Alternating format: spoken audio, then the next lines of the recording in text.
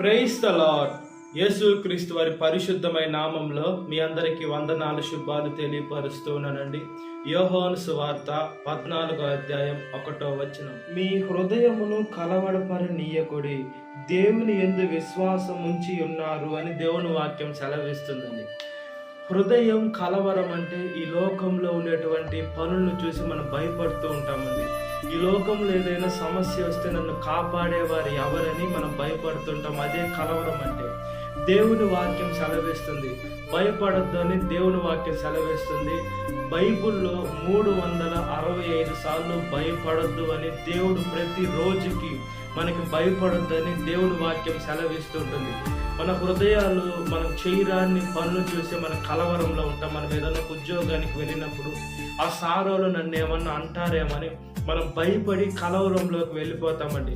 అందుకని మనం ఏ ప్రదేశానికి వెళ్ళినా కూడా ప్రార్థన చేసుకొని మనం ఆ ప్రదేశానికి వెళ్ళినప్పుడు దేవుడు తగిన సమయంలో మనల్ని హెచ్చిస్తాను, బలపరుస్తాను, ఆయన సేవలో మనకి ముందుకు తీసుకొని వెళ్తాను అని దేవుని వాక్యం సెలవిస్తుంది. ఈ లోకంలో మనం మనుషుల్ని కానీ మనం ఆశ్రయిస్తే మనుషులు దేనికండి కొంతవరకు సహాయం చేస్తారేమో, కానీ దేవుడైతే మనతో ఉన్నాడండి. దేవుడు మన కుడి హస్తం పట్టుకొని మనం నడిపించేటువంటి దేవుడు మనతో ఉన్నాడు. ఇంత ప్రేమ కలిగిన దేవుడిని మనం పెట్టుకొని మన ముందు ఈ లోకంలో కంటికి కనబరు మనుషులను కానీ ఆశ్రయిస్తే మనుషులు ఖచ్చితంగా మనల్ని కలవరంలోకి నెట్టివేసేదానికి అవకాశాలు ఎక్కువ ఉంటాయి. దేవుడైతే మనం దేవుని యందు విశ్వాసం ఉంచుకొని ఉండాలి. కొంతమందిని చూసుకున్నప్పుడు ప్రార్థన చేస్తారైతే నాకు ఆ కార్యం జరుగుద్దో లేదని అల్ప విశ్వాసంలో ఉంటారండి. అల్ప విశ్వాసం ఎప్పుడైతే మనలో ఉంటుందో ఆ కార్యము 100కి 100% జరగదండి. మన విశ్వాసమే ఆ కార్యాన్ని జరిగేలాగా దేవుని వాక్యము, మన విశ్వాసము, దేవుని కృప ద్వారా కార్యం జరుగుతుంది. బైబుల్ అనేక మార్లు చూసుకున్నప్పుడు నీ విశ్వాసం నిన్ను రక్షించిందని కూడా దేవుని వాక్యాలు సెలవిస్తూ ఉంటాయి. దేవుడి దగ్గరికి వచ్చిన ప్రతి ఒక్క మనుషులు విశ్వాసం పెట్టుకొని ఆయన దగ్గరికి వచ్చారు కాబట్టి వాళ్ళు స్వస్థత పొందుకున్నారు. మనం కూడా విశ్వాసం పెట్టుకొని వెళ్ళాలి.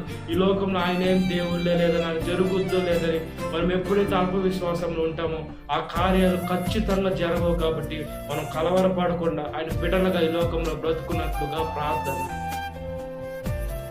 మహాపరిశుద్ధాత్మదేవ, మా ప్రియ పరలోకపు తండ్రి, ఈ లోకంలో మేము కలవర పడకుండా మీ మీద విశ్వాసం ఉంచుకొని ఎప్పుడైతే ప్రార్థన చేస్తూ ఉంటామో మీరైతేనయ్యా ఎస్ఏ మా హృదయాన్ని మీరు తీసుకొని ప్రతి ఒక్క భయాలు మీరు తీసుకొని ధైర్యం ఇచ్చేటువంటి ఆత్మను మాకు ఇస్తున్నారయ్యా. మీరు పిరిగితరము గల ఆత్మ ఏ మనుషుడికి ఇవ్వలేదయ్యా. ఒకసారి జ్ఞాపకం చేసుకోండి అయ్యా. విశ్వాసానికి కర్త, దానిని కొనసాగించేవాడని యేసు వైపు మేము చూసి మా జీవితంలో ముందుకు కొనసాగేటువంటి బిడలుగా మేము ఉండినట్లుగా ప్రార్థన చేస్తున్నామయ్యా. ఈ లోకంలోనయ్యా మనుషులు కొన్ని పనులను చూసి భయపడుతూ ఉంటారు. కొన్ని సమస్యలు ఏదో నాకు వస్తాయని భయపడతారు. కొన్ని సందర్భాల్లో రోగాలు నాకు వస్తాయి, నేను ఈ లోకంలో ఎక్కువ కాలం బ్రతకలేనేమో, నేను ఈ లోకంలో ఎక్కువ జీవించలేనేమో, లేదా నేను అక్కడికి వెళ్ళలేనేమో, ఇక్కడికి వెళ్ళలేనేమో అని మనుషులు ఎక్కువ ఆందోళన, భయము కలిగి ఉంటారయ్యా. ఎసే ఈ లోకంలో పుట్టినవాడు గిట్టక తప్పదు, పుట్టినవాడు మరణించక తప్పదు. అయితే ఈ లోకంలో విశ్వాసము మీ మీద పెట్టుకొని ఎప్పుడైతే మీ మార్గంలో మేము నడుస్తూ ఉంటామో ఎసే మాలో కలవరాలని ఇట్టే తీసివేస్తారు. అదేవిధంగా మీ మీద భారం వేస్తూ మా ప్రతి ఒక్క సమస్యని మీరు తీసివేస్తారు. కాబట్టి యేసయ్యని నమ్ముకుంటే శ్రమలు, బాధలు, కష్టాలు ఉంటాయి, ఇంకా ఎక్కువ అవుతాయి. అయితే ఈ లోకంలో వాటిని ఎదిరిస్తేనే పరలోక రాజ్యానికి వస్తాం. కాబట్టి కలవర పడకుండా విశ్వాసం నిలకళ్ళ, విశ్వాసానికి కర్త, దాన్ని కొనసాగించాలని యేసు వైపు చూసి మా జీవితాన్ని కొనసాగించుకుంటే మంచి మనసును దయచేయండి.